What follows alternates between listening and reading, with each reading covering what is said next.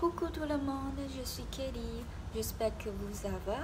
Aujourd'hui, j'ai envie de vous lire un livre qui est très connu dans le monde, qui s'appelle Le Petit Prince. Je crois que vous avez déjà entendu avant parce que il a été traduit dans beaucoup de langues, même si en chinois. Donc, je crois que tout le monde le connaît, le sait. Ouais. Il y a 27 chapitres dedans et aujourd'hui je vais vous juste lire le premier chapitre. Allez, sans retarder, on commence.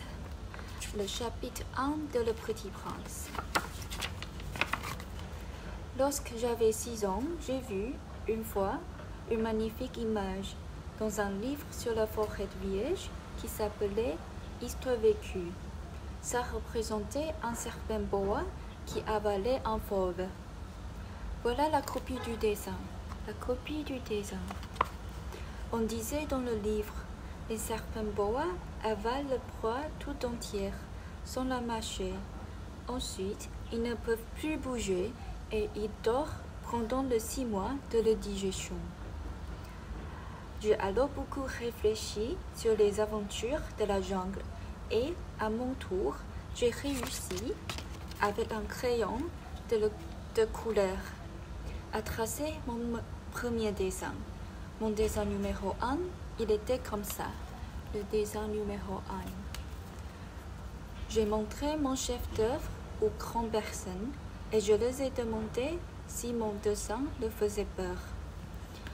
Elles m'ont répondu, pourquoi un chapeau ferait-il peur? Mon dessin ne représentait pas un chapeau, il représentait un serpent boa qui digérait un éléphant. J'ai alors dessiné l'intérieur du serpent boa afin que les grandes personnes puissent comprendre. Elles ont toujours besoin d'explications. Mon dessin numéro 2 était comme ça. Le dessin numéro 2, il y a un éléphant dedans. Les grandes personnes m'ont conseillé de laisser de côté les dessins de serpents boa ouverts ou fermés et de m'intéresser plutôt à la géographie, à l'histoire, au calcul et à la grammaire. C'est ainsi que j'ai abandonné, à l'âge de 6 ans, une magnifique carrière de peintre. J'avais été découragée par l'insuccès de mon dessin numéro 1 et mon dessin numéro 2. Les grandes personnes ne comprennent jamais rien toutes seules et c'est fatigant. Pour les enfants, de toujours et toujours leur donner des explications. J'ai donc dû choisir un autre métier et j'ai appris à piloter des avions. J'ai volé un peu partout dans le monde et la géographie, c'est exact, m'a beaucoup servi. Je savais reconnaître du premier coup d'œil la Chine et l'Arizona. C'est très utile si l'on s'est égaré pendant la nuit. J'ai ainsi eu, au cours de ma vie, des tas de contacts avec des tas de gens sérieux. J'ai beaucoup vécu chez les grandes personnes. Je les ai vus de très près. Ça n'a pas trop amélioré mon opinion.